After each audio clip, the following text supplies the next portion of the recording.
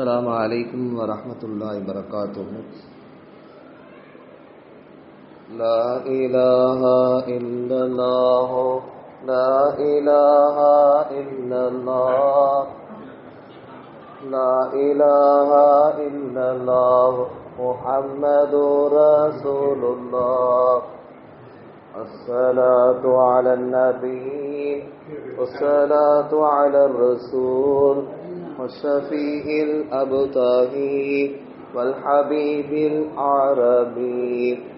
لا إله إلا الله لا إله إلا الله لا إله إلا الله محمد رسول الله. نحمده ونصلي على رسوله الكريم أما بعد. قال الله سبحانه وتعالى في القرآن العظيم والفرقان المجيد بعد أعوذ بالله من الشيطان الرجيم بفضل بسم الله الرحمن الرحيم. ولا تبرجن تبرج الجاهلية الأولى. صدق الله العلي. وقال نبينا محمد صلى الله عليه وسلم في حديث الشريف استوصوا بالنساء خيرا. وكما قال صدق رسول الله صلى الله عليه وسلم. புகழ் அனைத்தும் எல்லாம் வல்ல அல்லாஹ் ஜல்லஷானு தஆலா ஒருவனுக்கே உரித்தாகட்டும். சலாத்தும் சலாமும் நம் உயிரின் மேலான அருமை நாயகம் முஹம்மதுர் ரசூலுல்லாஹ் ஸல்லல்லாஹு அலைஹி வஸல்லம் அவர்கள் மீதும் அவர் நற்பாக்கியம் நிறைந்த உம்மத்தாரான நம் அனைவரின் மீதும் அல்லாஹ்வின் அன்பும் பேரருளும் என்றென்றும் நிறைவாக உண்டாகட்டுமாக. ஆமீன். கண்ணியமிக்க அல்லாஹ்வின் நல்லடியார்களே, பெரியோர்களே, தாய்மார்களே, அல்லாஹ்வுடைய மாபெரும் கிருபையால் புனிதமிக்க இந்த மஜ்லிஸ் ஏற்பாடு செய்யப்பட்டிருக்கிறது. இதற்காக உடலாலும் பொருளாலும் உழைத்த நிர்வாக பெருமக்களுக்கும் அல்லாஹ் ரப்புல் ஆலமீன் அழகிய நற்கூலிகளை வழங்குவானாக. மஹல்லாக வந்து செழிப்பாக இருக்க வேண்டும். ஒரு மஹல்லால பெண்களிடம் தீன் வந்தது என்று சொன்னார், பெண்களிடம் தீன் வந்தது என்று சொன்னால் அது ஒட்டுமொத்த உலகத்துக்கே தீன் வந்த மாதிரி. இன்னைக்கு பெண்கள் அன்றைய காலத்தில் இருந்த பெண்கள் மாதிரி இன்னைக்கு இல்லை. அன்னைக்கு தக்குவா இருந்துச்சு, இறையச்சம் இருந்துச்சு, இறைவனுடைய பயம் இருந்துச்சு, இபாதத் இருந்துச்சு, அமல் இருந்துச்சு, சதக்கா தான தர்மங்கள் இருந்துச்சு, குர்ஆன் எடுத்து ஓதுவாங்க, ரொம்ப இறை பயத்தோடு இருப்பாங்க பெண்கள் எல்லாம். இன்னைக்கு நம்ம பார்க்கிற பொழுது நம்முடைய பெண்களும் சில பேர் ஓதுறாங்க, தொழுவுறாங்க. அது என்னமோ சடங்கு சம்பிரதாயம் போல அது இருக்கு. அவ்வாறு அல்ல, இது இறைவனுடைய கடமை. இது தொழுகையோ நோன்போ ஜக்காத்தோ ஹஜ்ஜோ இன்ன பிற அமல்களோ இது அல்லாஹ்வுக்கு நம்ம செய்யணும். அல்லாஹ் உலகத்துல மனிதர்களை எதற்கு படைச்சான், ஜின் வர்க்கத்தை எதற்கு படைச்சா நம்ம குர்ஆன்ல பார்த்தோம்னா வமா ஹலகத்துல் ஜின்ன வல் இன்ஸ இல்லா லியஅபுதுன். மனித வர்க்கத்தையும் ஜின் வர்க்கத்தையும், அது ஆணாக இருக்கட்டும் பெண்ணாக இருக்கட்டும், எதற்கு நான் படைச்சேன்னா என்னை வணங்குவதற்காக படைச்சேன்னு சொல்றோம். ஆனால் நம்ம இன்னைக்கு என்ன பண்ணிருக்கோம், ரொம்ப அசால்ட்டாக நம்ம இறை பயம் இல்லாம வேறு பாதையில் போய் கொண்டிருக்கிறோம். குறிப்பாக அன்னைக்கு வாழ்ந்த பெண்களுடைய தக்குவா, இறையச்சம், இபாதத் அமல்கள் எல்லாம் இன்று குறைந்து விட்டது. நம்முடைய பெண்கள் அவர்கள் மனம் விரும்பிய போக்கு செய்கிற போல இருக்குது. நம்ம கண்கூடா நிறைய மஹல்லால பார்க்குறோம், நிறைய ஊர்களில் கேள்விப்படுறோம். ஒரு அம்மாவுக்கு ஃபாத்தியா சூராவே தெரியல. கார்குசாரி சொல்றாங்க ஜமாத்துல இய்யாக நஅபுது வ இய்யாக நஸ்தஈன் அப்படிதான் நம்ம ஓதிக்கிட்டு இருக்கோம். அப்படிதான் குர்ஆன்ல இருக்கு. உன்னையே ரப்பே நாங்கள் வணங்குகிறோம், உன்னிடமே உதவி தேடுகிறோம். ஒரு அம்மா ஓதுது இய்யாக நஅபுது வ இய்யாக கணபதி. அல்லாஹு அக்பர். எப்படிங்க ஓதுது? குர்ஆன் தெரியல, தீன் மார்க்கம் தெரியல, இஸ்லாம்னா என்ன தெரியல. நிறைய பேருக்கு என்னென்ன தொழுகை இருக்குது அப்படின்னு கூட தெரியாம இருக்கிறாங்க நிறைய ஊர்கள்ல. ஆனால் நம்ம ஊர்ல அப்படி இல்லைன்னு நம்ம நினைக்கிறோம். எனவே அந்த இறை எச்சம், அந்த பயம், அல்லாஹ் நாளை மறுமையில் நம்மளை கேள்வி கேட்பான். குடும்பத்தை சரியா நிர்வகிச்சீங்களா, பிள்ளைகளை சரியான முறையில் பெற்றெடுத்து வளர்த்து தீன் படி வாழ வச்சீங்களா, கணவருக்குரிய கடமையை நிறைவேற்றினீங்களா, தாய் தந்தைக்கு ஹிதமத் பண்ணீங்களா, மாமனார் மாமியாருக்கு மரியாதை கொடுத்தீங்களா, எல்லாத்துக்கும் கேள்வி இருக்கு. இங்க ஒவ்வொருவரும் பொறுப்பாளர்கள். அந்த பொறுப்புகளை குறித்து நாளைக்கு மறுமையில கேள்வி இருக்கு. அதை சொல்லாம நம்முடைய காலடியை நகர முடியாது என்பதா ஸல்லல்லாஹு சொன்னாங்க. முன்னெல்லாம் பாருங்க, ஃபஜருக்கு பின்னாடி மகரிப் பின்னாடி தெருக்கள்ல நம்ம போனோம்னா குர்ஆன் ஓதுற சவுண்ட் கேட்கும். யாசீனோ, மகரிப் பின்னாடி வாக்கியாவோ, இஷாக்கு பின்னாடி தபாரக்கல் சூராவோ, யாசீன் ஓதுனா அன்னைக்கு கூட தேவைகள் நிறைவேறுது, பாவங்கள் மன்னிக்கப்படுது, மௌத்தாளிகளுக்கு ஓதி துவா செய்யணும் ஸல்லல்லாஹு சொல்றாங்க. மகரிப் பின்னாடி இல்லங்கள்ல வாக்கியா ஓதுனா வறுமை வராதுன்னு சொல்றாங்க. இஷாவுக்கு பின்னாடி தபாரக்கல் சூரா ஓதுனா கபருடைய வேதனை இருக்காது, கபர்ல ஒளியா இருக்கும் என்பதெல்லாம் சொல்றாங்க. இன்னைக்கு காலில் ஆரம்பிச்சது இரவு வரைக்கும் டிவி தான் ஓடிட்டு. நல்லா காப்பாற்றணும். முன்னெல்லாம் திங்கள் முதல் வெள்ளி வரை நாடகம் போடுவாங்க. இப்பெல்லாம் திங்கள் முதல் ஞாயிறு வரை அவன் கரெக்டா அவனுடைய வியாபாரத்தை கொண்டு போறான். இங்க குடும்பங்கள், இங்க குடும்பத்தில் உள்ள பெண்கள் சீரழிவதற்குரிய காரணமே என்னன்னா சீரியல் தான். ஏன்னா அங்கதான் எல்லாமே கற்றுக் கொடுக்கப்படுது. ஒரு குடும்பத்தை எப்படி பிரிக்கிறது, ஒரு கணவன் மனைவி மட்டும் எப்படி பிரச்சனை வருது, எப்படி மாமியார் மருமகளுக்கு சண்டை வருது, கற்றுக் கொடுக்குற இடம் எங்கங்க? சைத்தானியத்து என்று சொல்லப்படக்கூடிய டிவிகள் இருந்தா தொடங்குது. அன்னைக்கு ஓதப்பட்ட பெண்கள் எங்க இருந்தா? அன்னை கதீஜா ரலியல்லாஹு அன்ஹா முதல்ல இஸ்லாத்தை ஏற்ற நபர். அவங்களுடைய தக்குவா, அவங்களுடைய தீனுடைய இறை எச்சம், மார்க்கத்திற்காக எல்லாமே தியாகம் செஞ்சாங்க. தங்களுடைய மாமியார் இடத்துல நன்முறையில் நடந்துக்கிட்டாங்க. ஸல்லல்லாஹுடைய அம்மா ஆமினா ரலியல்லாஹு அன்ஹா, ஸல்லல்லாஹுடைய பால்குடி தாயார் ஹலிமத்து சாதியா. அந்த அம்மா வீட்டுக்கு வரும் பொழுது, பால்குடி தாயார் வருகிற பொழுது நாயம் ஸல்லல்லாஹு துணியை விரிச்சு அந்த அம்மா உட்கார வைப்பாங்க. அவங்க அம்மா பால் கொடுத்த நாள். அப்போ கதீஜா அம்மா பக்கத்துல இருந்து பார்ப்பாங்க. மாமியார் வராங்க, அவங்களுக்கு நம்ம கண்ணியம் செய்யணும், நம்ம ஏதாவது செய்யணும், அவங்கள்ட்ட நல்ல பேர் வாங்கணும். இந்த அம்மா யாரு? கதீஜா அம்மா 20 ஒட்டகங்களை அன்பளிப்பாக கொடுத்தாங்க. என்னங்க, ஒரு அன்பு பாசம் ஏற்படுத்தும், நம்மளும் மாமியாரும் ஒற்றுமையா இருக்கா. இன்னைக்கு மாமியார் மருமகள் சண்டை நிறைய நடக்கு. நான் சொல்றது நீ செய்யணுமா, நீ சொல்ற நான் கேட்கணுமா, உங்களுக்கு நான் சமைச்சு போடணுமா. அந்த சீரியலுடைய இன்டர்வல் பிரேக்ல தான் சாப்பாடு தரணுமா தரணுமா யோசிப்பாங்க. அது வரைக்கும் அவங்க உட்காந்துருப்பாங்க. எங்க கேட்டா திட்டுவாங்களோ, பிரச்சனை வந்துடுமோ. இன்னைக்கு கல்யாணம் பண்ணிட்டு வரும்போதே என்ன இது போடுறாங்க, அக்ரிமெண்ட்டு, லக்கேஜ்லாம் வெளியே இருக்கணும்.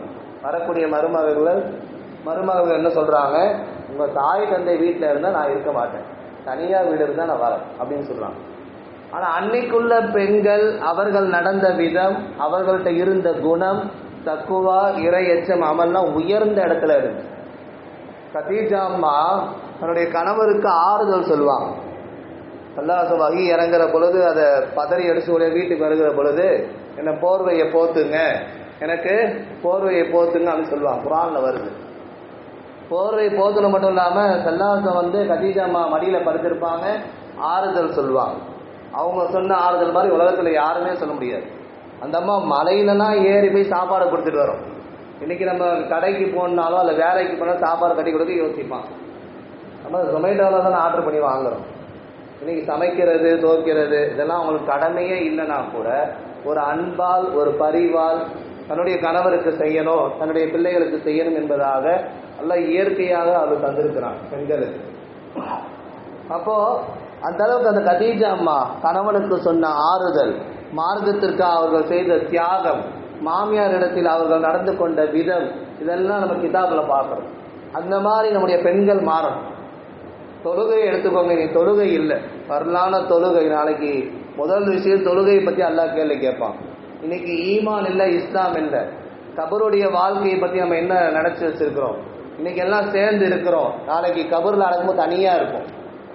அதோடைய கேள்விகள் என்ன, அதனுடைய தண்டனை என்ன, எப்படி இருக்கும், அதெல்லாம் நம்ம யோசித்து பார்க்கணும். ஒவ்வொரு தினமும் யோசிக்கணும். குடும்பத்தையும் பார்க்கணும், பிள்ளைகளையும் பார்க்கணும், பெரியவர்களையும் பார்க்கணும், கணவனையும் பார்க்கணும். ஒரு பெண் என்பவள் அனைத்துமாக செயல்படக்கூடியவள். ஏன்னா அவள்கிட்ட தான் அந்த மென்மை இருக்கு. ஒரு ஆண் நீங்க எடுத்துக்கிட்டீங்கன்னா அவர் கரட்டு முரட்டா சுத்தப்பான சட்டியில தட்டின சவுண்ட் வருதா இல்லையா, மண்பானையில, அந்த மாதிரி கரடு முரட்டா தான் இருப்பாரு. ஒரு பெண் என்பவள் அந்த ஆணினுடைய ஈர பகுதியில் இருந்து அல்லாஹ் எடுத்து படைச்சிருக்கான். ஆனால் மென்மையா இருப்பாங்க, எல்லாமே மேனேஜ்மெண்ட் பண்ணுவாங்க. அல்லாஹ் அந்த தன்மையை இயற்கையாக கொடுத்திருக்கிறான். எனவே அவர்கள் நீங்க எங்க பாருங்க, ஸ்கூல்ல டீச்சர் தான் இருப்பாங்க, ஹாஸ்பிட்டல்ல நர்ஸு தான் இருப்பாங்க. எந்த இடங்கள்ல பாருங்க பொதுவாக பெண்கள் தான் எல்லா இடத்துலையும் இருப்பாங்க. ஏன்னா ஒரு ஆணுக்கு செட் ஆகாது. அதிகமாக கையாளக்கூடிய விதங்களில் பணிவாக போகக்கூடிய விதங்கள் பெண்ணை தான் நல்லா வச்சிருப்பான். அப்போ அப்பேற்பட்ட உயர்ந்த குணம் இஸ்லாத்தில் பெண்களுக்கு எந்த அளவுக்கு கண்ணியம் தரப்படுதுன்னா, அவள் ஒரு மகளாய், அவள் ஒரு தாயாய், அவள் ஒரு மனைவியாய், அவள் ஒரு சகோதரியாய், எல்லா கேட்டகரியிலையும் அந்த பெண்ணுக்கு உயர்ந்த இடத்தை அபிகல்லாம் செல்லாசம் கொடுத்திருக்கிறான். எவ்வளவு பெரிய மரியாதை! ஒரு தாயின் காலடி கீழே தான் என்ன இருக்கு? சொர்க்கம் இருக்குதுன்னு சொன்னாங்க. அப்ப எவ்வளவு பெரிய கண்ணியத்தை! அன்றைய காலத்துல ஒரு பெண் குழந்தை பிறந்தாலே என்னது, மூஞ்சிலாம் கருகருத்துரும், புதைச்சிருவாங்க, கொன்றுவாங்க, அப்படி இருந்துச்சு. ஸல்லல்லாஹு அலைஹி வஸல்லம் வந்த பின்னாடி ஒரு பெண்ணுக்குள்ள கண்ணியம், ஒரு பெண் இல்லைன்னா ஆண் இல்லை என்பதாக நாயகம் ஸல்லல்லாஹு அலைஹி வஸல்லம் அவர்கள் மகளாய், மருமகளாய், தாயாய், பாட்டியாய், சகோதரியாய், தோழியாய் எல்லா விதத்திலையும் கண்ணியம் கொடுத்தார். 2 பெண் மக்களை பெற்றெடுத்து சரியான முறையில் தக்குவாவோடு இறையச்சத்தோடு மார்க்க ரீதியா வளர்த்தா சொர்க்கத்துல நானும் அவங்களும் இப்படி இருப்போம் கை காமிச்சு சொன்னாங்க. இப்போ இந்த மாதிரிலாம் இன்னைக்கு எவ்வளோ இந்த பெண்ணுக்குரிய கண்ணியத்தை இஸ்லாம் வழங்கி இருக்கிறது. ரிஃப்கம் பில் கவாரில், பெண்களை பார்த்து நீங்கள் கையாளுங்கள். பெண்கள் என்பவர்கள் கண்ணாடி குமுளியை போல், கண்ணாடி கீழே போட்டா உடஞ்சிரும் அப்படின்னு சொல்றாங்க ஸல்லல்லாஹு. எனவே பார்த்து நீங்கள் கையாளுங்கள், கண்ணியம் கொடுங்கள், மரியாதை கொடுங்கள், அப்படி நிறைய சிறப்புகள் பெண்களுக்கு சொல்லப்பட்டிருக்கு. அதே பெண்கள் தான் இஸ்லாத்தில் இந்த தீன் வளர்வதற்கும் இந்த தீன் செழிப்பாவதற்கும் உங்கள்கிட்ட தான் இருக்கு.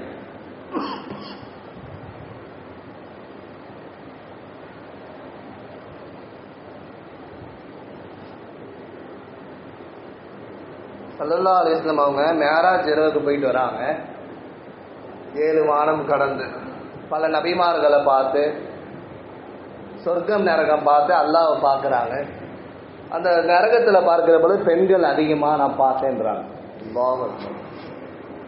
என்ன காரணம்னா, அவர்கள் கணவனுக்கு மாறு செய்கிறார்கள், தங்களுடைய பிள்ளைகளை திட்டுகிறார்கள், பிள்ளைகளை அவர்கள் திட்டுகிறார்கள். இந்த 2 விஷயத்தின் காரணமாக தங்களுடைய பிள்ளைகளை சபிக்கிறார்கள். இந்த 2 விஷயத்தின் காரணமாக பெண்களை நான் அதிகமாக நரகத்தில் பார்த்தேன்னா, இது சர்வசாதாரணமாக நடக்கும். இன்னைக்கு சர்வசாதாரணமாக பெண்கள் பிள்ளைகளை திட்டுறது, ஏசுறது, நீ உருப்பட மாட்ட, நீ படிக்க மாட்ட, நீ நாசமாக போகிறோம், அந்த வார்த்தையை அவங்க சாதாரணமாக சொல்லிடுறாங்க. துவாவை விட பத்துவா உடனே கபூலாயிடும். அதே மக்காவுடைய தலைமை இமாம் ஷேக் அப்துல் ரஹ்மான் சுதைசி அவங்க அம்மா அந்த பத்துவாவையே துவாவை மாற்றினாங்க. நீ ஒரு ஒரு ஒரு உறவினர்கள் எல்லாம் வீட்டுக்கு வர சொல்லி உணவெல்லாம் சமைச்சு ரெடி பண்ணி வச்சிருக்காங்க தாயார். ஷேக் அப்துல் ரஹ்மான் சுதைசி ஃபோன்லலாம் போட்டால் வரும். மக்காவினுடைய காபத்துல்லாவுடைய தலைமை இமாம். ஒவ்வொரு வக்துக்கும் இமாம்கள் இருக்கிறாங்க. 30 இமாம் மாறிக்கிட்டே இருப்பாங்க டெய்லி ஒவ்வொரு தொழுகைக்கும். அப்போது அந்த இமாம் சின்ன வயசில் இருக்கிற பொழுது உறவினர்கள்லாம் வீட்டுக்கு வருவதற்காக உணவு ஏற்பாடு செய்து வைத்திருக்கிறார்கள் அவருடைய தாயார். இவர் என்ன பண்ணார், சின்ன பிள்ளையா இருக்கனால அந்த அம்மா கஷ்டப்பட்டு சமைச்சு வச்ச உணவுல போய் மண்ணை கிண்ண கல்லுகளை தூக்கிட்டு வந்துட்டார். அப்போது உறவினர்கள்லாம் வந்தப்போ சாப்பாடு வச்சப்போ எல்லாம் அது கோவப்பட்டாங்க. வாயில் வைக்க முடியுமா, கல் மண்ணெலாம் இருந்துச்சுன்னா. அப்புறம் எல்லாத்தையும் சமாதானம் பேசி அனுப்பிச்சிட்டாங்க. இப்போ அவரை கூப்பிடுறாங்க. யாரை? கல் மண்ணு போட்ட ஷேக் அப்துல் ரஹ்மான் சுதைசியை கூப்பிடுறாங்க. இப்போ அந்த அம்மா ஒன்று அடிச்சு இருக்கணும், இல்லை திட்டி இருக்கணும், அல்லது கண்டிச்சு இருக்கணும். எதுவுமே பண்ணல. நீ மக்காவுக்கு தலைமை இமாமா போயிரு. சாபத்தை கூட, திட்டுதலை கூட, பத்துவாவை கூட அந்த மாதிரி துவாவாக மாத்துச்சு. இன்னைக்கு மக்கால ஒரு தலைமை இமாமா இருக்காரு. இந்த விஷயத்தை சொன்னதே அவர் தான். அப்போ தங்களுடைய தாயார் பிள்ளைகளை வளர்க்கும் விஷயத்தில் அவர்கள் தங்களுடைய பிள்ளைகள் தவறே செய்தாலும் அதனை கண்டிப்பும் இருக்க வேண்டும். அவர்களை லேசு மாசாக அவர்களுக்கு விஷயங்களை புரிய வைத்து நல்ல வார்த்தைகளை சொன்னால் அவர்களுடைய வாழ்க்கை சிறப்பாக இருக்கும். இப்போ 2 விஷயத்திற்காக நரகத்தில் அதிகமாக பார்த்துன்றான் சொல்லாது. ஒன்று சபிச்சதுக்காக, பிள்ளைகளை சபிக்கிறது, கணவனுக்கு மாறு செய்கிறது. அந்த கணவன் ஓடா தேய்வான், வேலைக்கு போவான், சம்பாதிப்பான், வீட்டுக்கான எல்லா தேவையும் நிறைவேற்றுவான், மனைவிக்குள்ள எல்லா தேவையும் நிறைவேற்றுவான். ஆனால் இந்த பெண் மாறு செய்துவா. ஏதோ ஒரு சின்ன குறையை கண்டுபிடிச்சா இத்தனை வருஷம் கூட வாழ்ந்ததே வேஸ்ட்டு, சரிப்பட்டு வரல அப்படின்னு சொல்லி வேறொருவருக்கு போகக்கூடிய சூழ்நிலை நம்ம பார்க்கிறோம். கார்குசாரி தப்லீக் ஜமாத்துல சொல்றாங்க, இன்னைக்கு நிறைய பெண்கள் மதம் மாறி போறாங்க. எத்தனை பெண்கள்ங்க?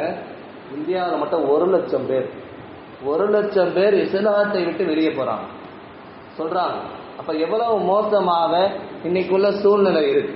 அவர்கள் அணிகிற உடைகளிலிருந்து, பேசுகிற வார்த்தையிலிருந்து, நடைபான் எல்லாமே இன்னைக்கு மாற்றம். குறிப்பாக வாலிப பெண்கள் எல்லாம் இன்னைக்கு மார்க்க ரீதியாவே வாழ்வது கிடையாது என்பதை நாம் பார்த்து கொண்டிருக்கிறோம். தங்களுக்கு பிடித்தவர்களோடு ஓடி விடுகிறார்கள். குடும்பமே நடுத்தருவுக்கு வரதை நம்ம பார்க்கிறோம். அப்போ நம்ம தாய் தந்தை தான் தங்களுடைய பிள்ளைகளுக்கு இல்மை, மார்க்கத்தை, குரானை கொடுக்க வேண்டும். அவர்களுக்கு போதிக்க உங்கள் மீது கடமை. நாளைக்கு மறுமையில அல்லாஹ் பெற்றோரை கூப்பிட்டு கேட்பானா, குரான்ல இருக்கு 19ஆம் ஜுஸ்ல, என்னப்பா உங்களுடைய தாய் தந்தை எல்லாம் உங்களுக்கு மார்க்க கல்வியை கொடுத்தாங்களா, குரான் ஓதி கொடுத்தாங்களா அப்படின்னு கேட்பான். இல்லை, அவங்க என்னை கண்டுக்கவே இல்லை, என்னை கண்டிக்கவும் இல்லை, எனக்கு சொல்லியும் தரல. அந்த பிள்ளைங்க சொல்லிருச்சுன்னா அந்த பிள்ளைங்களே உங்களை காலால் மிதிப்பாங்க அப்படின்ட்டு. எவ்வளோ பெரிய கை சேரும். அந்த பிள்ளைங்களே வாழ்கிற காலத்தில் எங்கள் அத்தா மேலே குரான் ஓதி தரல, தீனும் என்னன்னு சொல்லலை. ஏன்னா அல்லாஹ் சொல்லுவான், உங்கள் காலாலேயே உங்கள் பெற்றோரை நீங்கள் மிதிங்க அப்படின்னு அல்லாஹ் சொல்லுவாங்க. குரான் ஆயத்தில் வருது. இப்போ அந்த அளவுக்கு சூழ்நிலை இன்னைக்கு மாறி போயிட்டு இருக்கு. தீன் இல்லை, குரான் இல்லை. இன்னைக்கு நிறைய பெண்களுக்கு குரான் ஓத தெரியல. அன்னைக்கெல்லாம் நிறைய முன்னோர்கள், பெரியவங்க, பெண்கள் எல்லாம் குரான் மனப்பாடம் பண்ணாங்க. ரமலான்ல பாருங்க, 10 நாள்ல 3 குரான் முடிக்கிறவங்க இருந்தாங்க.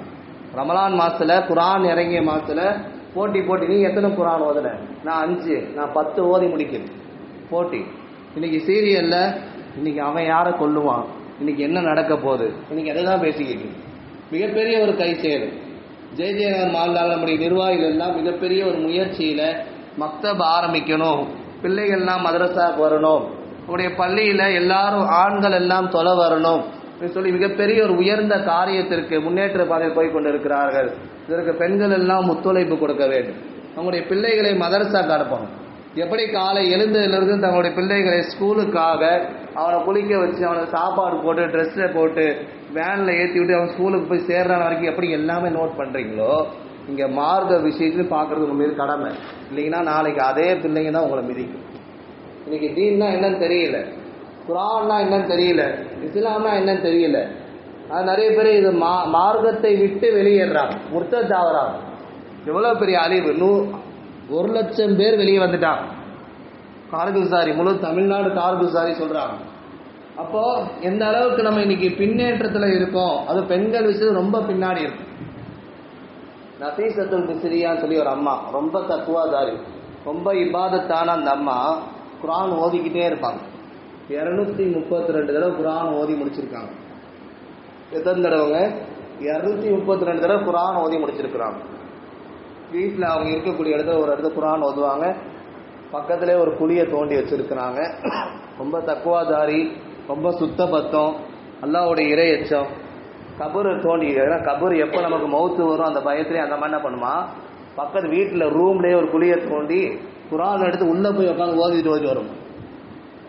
232 தடவை ஓதி முடிக்கிறப்போ வல்லாஹு எது இலா தாருஸ் சலாம் சொல்லி அல்லாஹ் அவனுடைய தாருஸ் சலாமின் பக்கம் அழைக்கிறான்னு சொல்லி அந்த அம்மா கபூர்ல பக்கத்துல குழி தோண்டி உட்காந்து ஓதிச்சா இல்லையா, மௌத்து வந்துருச்சு. அப்படி அடக்கம் பண்ணிட்டாங்க. அந்த அம்மா மௌத்தா போறப்ப கூட நோன்பு வச்சிருந்தாங்க என்பதா பார்க்கணும். நோன்பு மௌத்தா போற என்னுடைய ரூஹு பிரிகிற பொழுது கூட நான் நோன்பு வச்ச நிலையில மௌத்தா போன அந்த அம்மா ஆசைப்பட்டுச்சு. ராபியத்துல் பசரியா, இறை நேச பெண்மணி, அல்லாஹ்வோடு தொடர்போடு உள்ள பெண்மணி, தக்குவாவில், இறை எச்சத்தில், இபாதத்தில், குரான் ஓதுவதில். அந்த அம்மா மௌத்தா போறப்போ நான் நோன்பு வச்ச நிலையில மௌத்தா போகணும். ரூஹு பிரியுது. ரூஹு கொஞ்சம் கொஞ்சமா அந்த கட்டை விரல்ல இருந்து அப்படியே ரூஹு எடுப்பாங்க. மலக்கள் மௌத். அந்த அம்மா குரான் ஓதிட்டு உட்காந்து சக்கராத்தால். அப்ப அந்த பெண்மணிகள் எங்க? இன்னைக்கு நம்மள்ட்ட இருக்கிற பெண்மணிகள் எங்க? இன்னைக்கு குடும்பத்துல பிரச்சனை, கணவன் மனைவிக்குள்ள பிரச்சனை, பிள்ளைகளை சரியா வளர்ப்பதில்லை. குறை சொல்றதுக்கு அல்ல, எப்படி வாழணும். கதீஜா அம்மாவை போல், ஆயிஷா அம்மாவை போல், சௌதா அம்மாவை போல், சஃபியா அம்மாவை போல் ரசூலுல்லாஹ்வுடைய மனைவிமார்களுடைய வாழ்க்கையை எடுத்தாலே போதும். உம்மஹாத்துல் முஃமினீன், நம்முடைய தாய்மார்கள். அவங்க எப்படி வாழ்ந்தாங்க கிதாப்லாம் வாங்கி படிச்சு பாருங்க, தாலீம் எடுத்து வாசிச்சு பாருங்க, சஹாபாக்களுடைய வரலாறு எடுத்து படிச்சு பாருங்க. எவ்வளவோ நேரங்கள் நம்ம வீணடிக்கிறோம், எவ்வளவோ நேரங்கள் துனியா பக்கம் கொடுத்துடுறோம், அல்லது டிவி பார்க்குறோம், மற்ற காரியங்கள் தீனுக்கு முரண்பாடான காரியங்கள் செலவு செய்கிறோம். இது எல்லாமே நாளைக்கு கேள்வி இருக்கு. எப்படி நம்ம தப்பிக்க போறோம்? கபூர்ல எப்படி பதில் சொல்ல போறோம்? கபூர்ல என்னென்ன கேள்வி கேட்பாங்க? கபருடைய வேதனை எப்படி இருக்கும்? இதெல்லாம் நம்ம யோசிச்சு பார்க்கணும். நம்முடைய முன்னோர்கள் நம்மளோட பிரிஞ்சுட்டாங்க. இந்த உம்மத்துடைய வயசு 60 to 70. நம்ம இது மறுமைக்காக என்ன அமல்கள் நம்மகிட்ட இருக்கு, என்ன தயாரிப்பு இருக்கு, கொஞ்சமாவது யோசிக்கிறோமா? அல்லாஹ்வுடைய பயம் நம்மகிட்ட இருக்கா? குர்ஆன் ஓத தெரியுமா? சஃபியா ரலியல்லாஹு அன்ஹா குர்ஆனை மனனம் செய்தவர்கள், குர்ஆனை இந்த உம்மத்திற்கு தந்தவர்கள், குர்ஆனை ஓதிக்கொண்டே இருக்கக்கூடிய மிக சிறந்த சஹாபிய பெண்மணி உமர் ரலியல்லாஹு அவங்களுடைய மக அஃப்ஸா.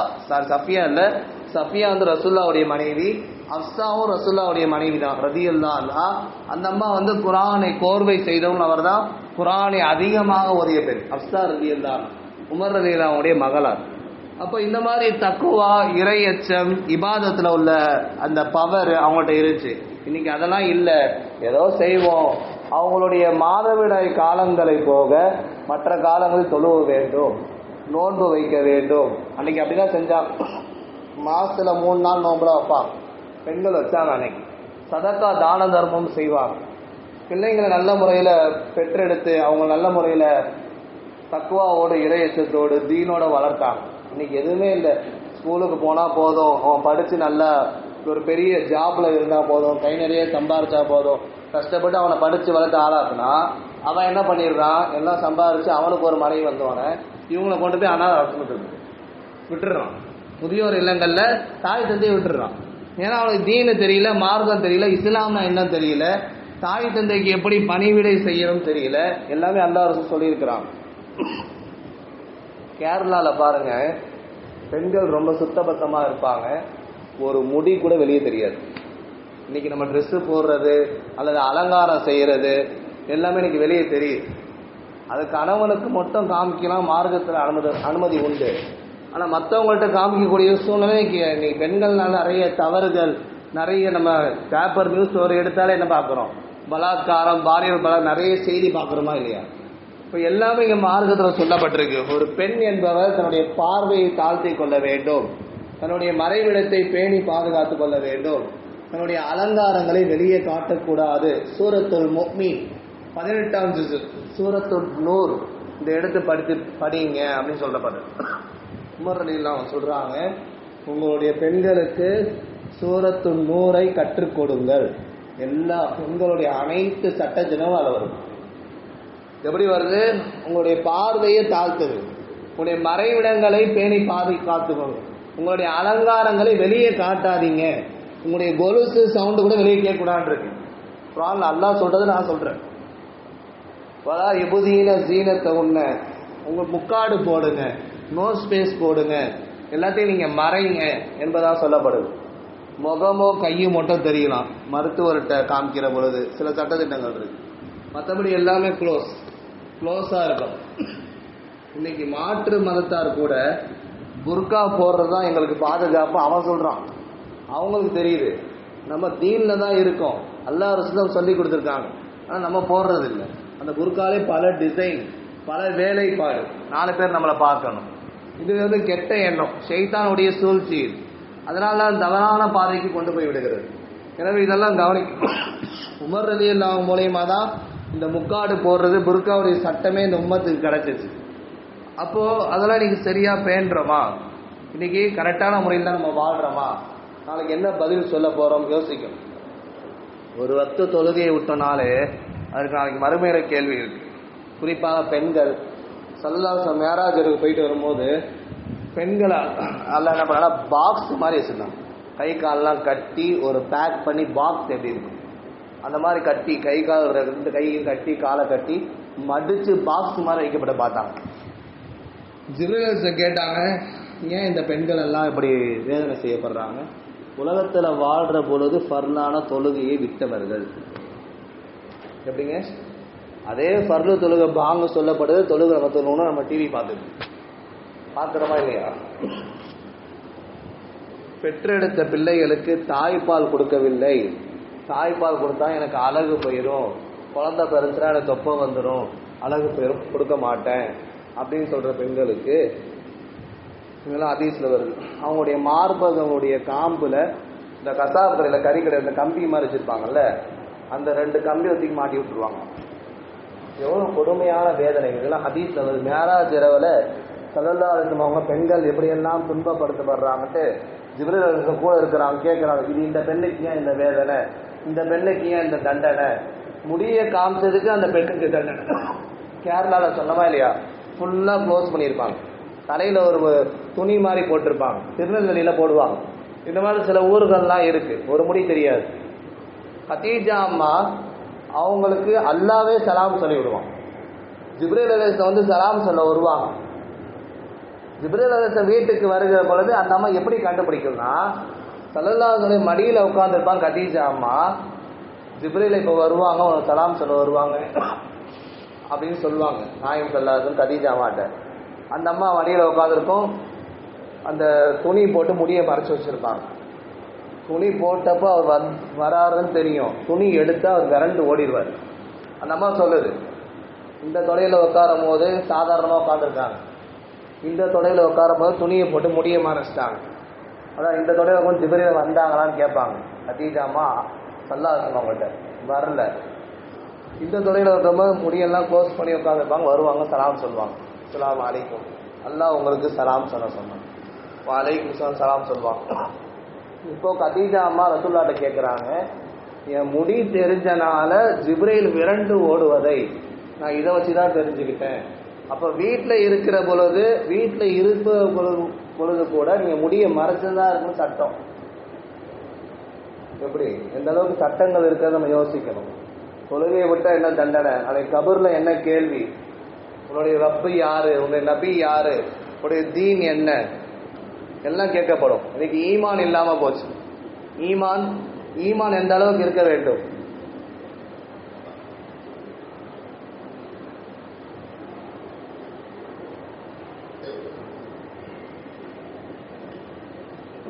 கல்வி அறிவுல ஆயிஷா அம்மா ரொம்ப இந்த இஸ்லாத்திற்காக 2000க்கும் மேற்பட்ட ஹதீஸ்களை, பெண்களுடைய மார்க்க சட்டங்களை இந்த உலகத்திற்கு கொண்டு வந்த ஒரு பெண்மணி.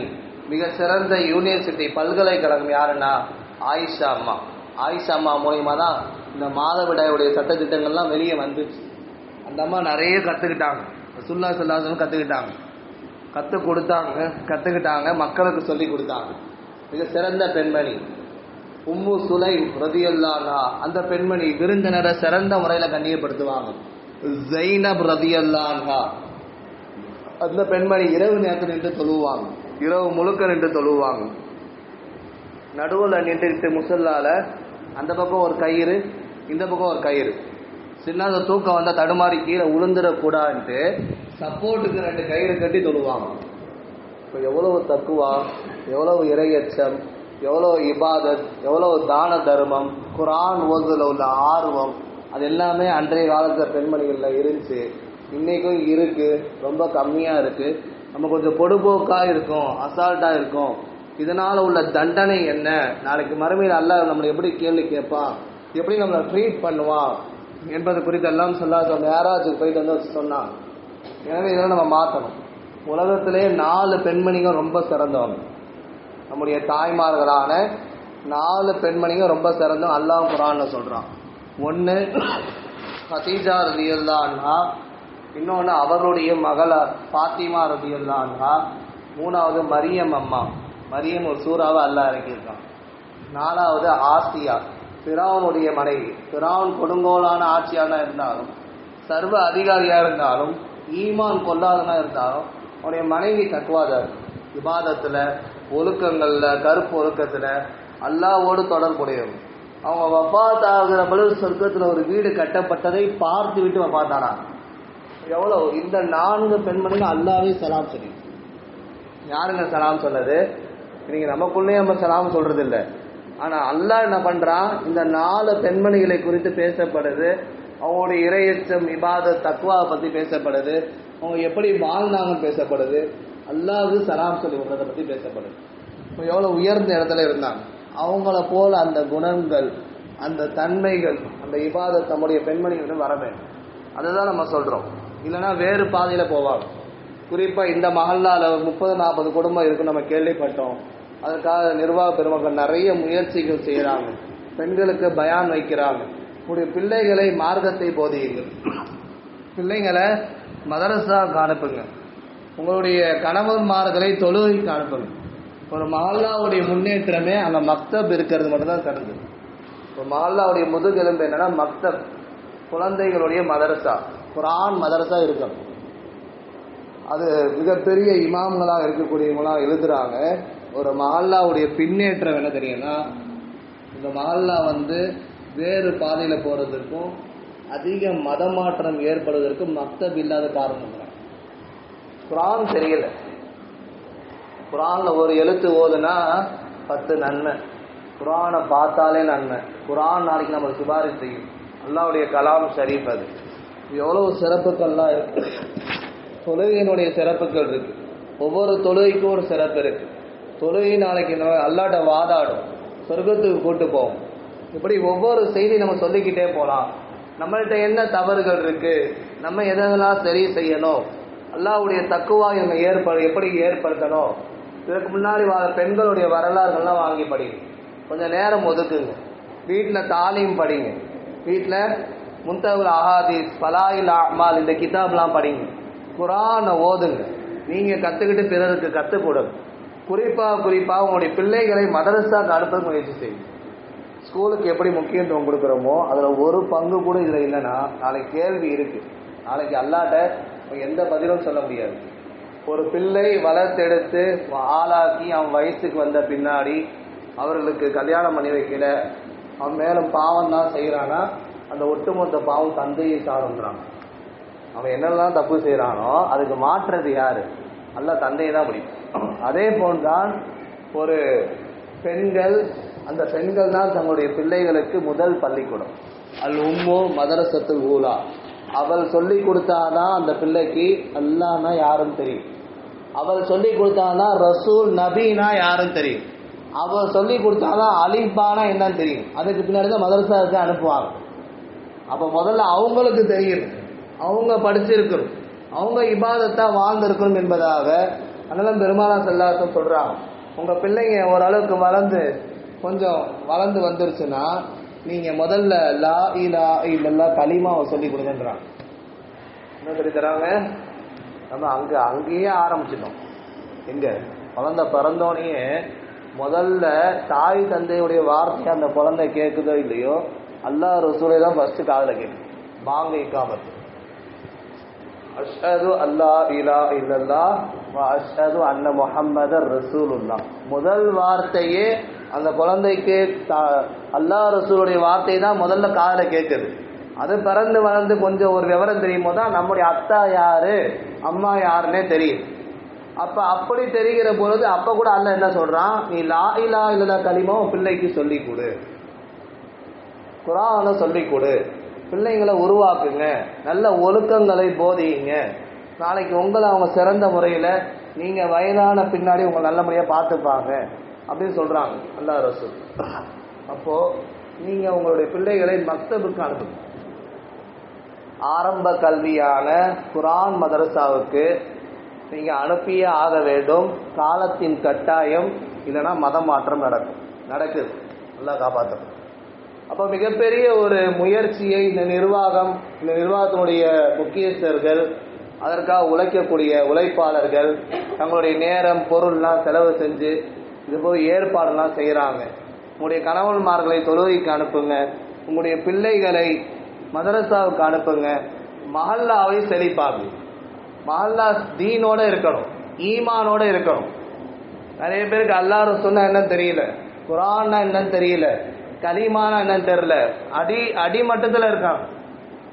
கார்குசாரி ஒவ்வொரு இடமா போயிட்டு வந்து சொல்றாங்க. ஒருத்தர் ஜும்மா தொழுகை என்னன்னு கேட்குறாரு. சில பேர் போறதே ஜும்மாக்கு பெருநாக்கு தான் போறாங்க. அவர் ஜும்மா தொழுகை என்னன்னு கேட்குறாரு. அப்படி ஒரு தொழுகை இருக்கா? அப்போ தீன் இல்லை. இன்னைக்கு நம்ம நிறைய செய்தி பார்க்கணும். ஒவ்வொரு செய்தியாக ஒவ்வொரு ஊருக்காக போய் பார்க்கும் போது தான் அங்குள்ள அனுபவங்கள்லாம் தெரியுது. அப்போ நம்ம எவ்வளோ பரவாயில்ல அப்படின்னு நம்ம நினைக்கிறோம். இப்போ அந்த மாதிரி முதல்ல தீன் வரணும், ஈமானை அதிகப்படுத்தணும். ஈமான் அதிகப்படுத்தினா ஸல்லல்லாஹு சொல்றாங்க லா இலாஹ இல்லல்லாஹ், இந்த கலிமாவை அதிகமா ஓது. லா இலாஹ இல்லல்லாஹ், இந்த கலிமாவை அதிகமா ஓது. குல் ஹுவல்லாஹு சூரா, அல்லாஹ்வுடைய அப்டேட், அல்லாஹ்வுடைய ஒட்டுமொத்த டீட்டெயிலும் அவனை பத்தி உள்ள எல்லா செய்தியும் குல் ஹுவல்லாஹு சூரால இருக்கு. அவன் தனித்தவன், அவன் ஒருவனாக இருக்கிறான், தேவையற்றவனாக இருக்கிறான், யாராலும் பெறவும் இல்லை பெறப்படவும் இல்லை, அவனுக்கு இணை யாருமே இல்லை. அவனுடைய பயோடேட்டா ஃபுல்லா அதுதான் இருக்கு. அப்ப அந்த சூறா ஓதுங்க, உங்களுக்கு தக்குவா ஈமான் அதிகரிக்கும் என்பதாக சொல்லப்படுது. ரப்பனா லா துஸி குலூபனா ஒரு துவா இருக்கு, அந்த துவாவை அதிகமா ஓதுங்க, ஈமான் அதிகரிக்கும் சொல்லப்படுது. ஏன்னா நாளைக்கு மறுமையில தராசுல நன்மை அதிகமா இருக்கும் அல்லது நல்ல குணங்கள் அதிகமா இருக்கும். இது ரெண்டும் தான் சொர்க்கத்துக்கு இருக்கும். அதுக்கு நம்ம இங்க இருந்தே தயாரிப்பு. இந்த உலக வாழ்க்கை என்பது சோதனையும் டெஸ்ட் எக்ஸாம் தான் இருக்கும்.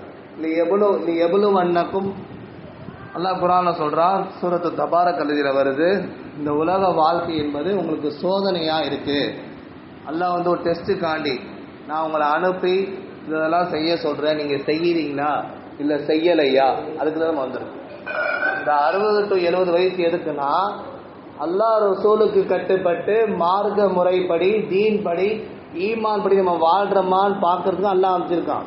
இங்க நம்ம வாழ்க்கையை வாழ்றதுக்காக அனுப்பல, அதுவும் வாழதான் வேண்டும். அது எப்படி வாழணும் ஸல்லல்லாஹு கற்றுக் கொடுத்துருக்காங்க. நிரந்தர வாழ்க்கை, நீடித்த வாழ்க்கை, கபருக்கு பின்னாடி உள்ள சொர்க்க வாழ்க்கை. அப்ப அதை நம்ம மனசுல வச்சு சொர்க்கம் மட்டும் தான் நமக்கு டார்கெட்டு. அங்க நம்ம நினைச்சபடி வாழலாம், அல்லாஹ்வை பார்க்கலாம், நபிமார்களை பார்க்கலாம், சஹாபாக்களை பார்க்கலாம், நினைச்சதெல்லாம் அங்க கிடைக்கும். அதுக்கு இங்க நம்ம சோதனையா அல்லாஹ் என்ன பண்றான், இப்படிலாம் வாழணும், இப்படிலாம் உங்களுக்கு வேதனை வரும், உங்களுடைய பிள்ளைகளும் பொருட்களும் உங்களுக்கு சோதனை என்பதாக அல்லாஹ் சொல்றான். அது இன்னொரு இடத்துல உங்களுடைய பிள்ளைகளும் உங்களுடைய பொருட்களும் உங்களுக்கு அலங்காரம் என்பதாக சொல்றான். இந்த ரெண்டையுமே நம்ம எப்படி பயன்படுத்துகிறோமோ அதுக்கு தகுந்த மாதிரி அது அலங்காரமாக மாறும். அல்லது சரியாக பயன்படுத்தலை அல்லது அனாவசியமான செலவு செஞ்சோம், பிள்ளைங்களுக்கு தீன் கொடுக்கல மார்க்கம் கொடுக்கணும்னா அது ரெண்டுமே சோதனையாக மாறும். இதெல்லாம் நல்லதாக சொல்கிறோம். அப்போ இதெல்லாம் நம்ம விளங்கணும், பேசிக்க விளங்கி நம்ம அமல் செஞ்சு அல்லாஹ் ரசூலுடைய திருப்பொருத்தம் பெற்று சொர்க்கத்துக்கு செல்ல வேண்டும். எல்லாம் அல்லாஹ் ஜல்லஷானு தஆலா எதை கேட்டோமோ அதை வரும் நாட்களில் அமல் செய்யக்கூடிய பாக்கியத்தை தருவானாக. மஹல்லா மேலே கவலை செய்யுங்க, பிள்ளைங்களை பெரியவங்களை தொழுகைக்கு அனுப்புங்க. ஒரு பள்ளியுடைய அழகு, அந்த பள்ளி பிரம்மாண்டமாக கட்டப்படுது, அதில் லைட்டு வெளிச்சம்லாம் இருக்குது, அப்படி அல்ல. சஃப்பு பூர்த்தி ஆகுதா, ஃபஜருக்கு எல்லா தொழுகைக்கு வராங்களா, எல்லா வக்துக்கும் எல்லா பிள்ளைகளும் பெரியவங்க தொழுகைக்கு வராங்களா, பள்ளியே ஜெகஜோதியா இருக்கா, அதுதான் அழகு. லைட்டோ இல்லை பெரிய பெரிய மினராக்களோ பெரிய பெரிய பள்ளிவாசலோ பிரம்மாண்டமான டெக்கரேஷனோ அதல்ல அழகு. முசல்லாக்கள் சஃப்புகள் நிறைவாக இருக்க வேண்டும், அதற்கு நீங்கள் தொழுகைக்கு அனுப்பணும் என்பதை நாம் சொல்லி காட்டுகிறோம். எல்லாம் அல்லாஹ் ஜல்லஷானு தஆலா இதை போன்று நாளை மறுமையில் ஒன்று சேரக்கூடிய பாக்கியத்தை தருவானாக. அனைவருக்கும் தேநீர் ஏற்பாடு செய்யப்பட்டிருக்கிறது. அதற்கு பின்னால் இறுதியாக துவா ஓதி நிறைவு செய்யப்படும் இன்ஷா அல்லாஹ். தாய்மார்கள் துவா செய்யுங்க இன்ஷா அல்லாஹ். மஹல்லா மேலே கவலைப்படுங்க, தீனுடைய வாழ்க்கைப்படி வாழணும், இனி சரியாக இருக்கணும்னு சொல்லி முயற்சி செய்யுங்க. அல்லாஹ் மிகப்பெரிய ஒரு மாற்றத்தை கொடுப்பான். ஒரு பெண்ணிடம் தீன் வந்ததுன்னு சொன்னால் ஒட்டுமொத்த உலகத்துக்கே தீன் வந்த மாதிரி அதை விளங்கணும். அல்லாஹ் கபூல் செய்வானாக. வாஹிர் தாவானா.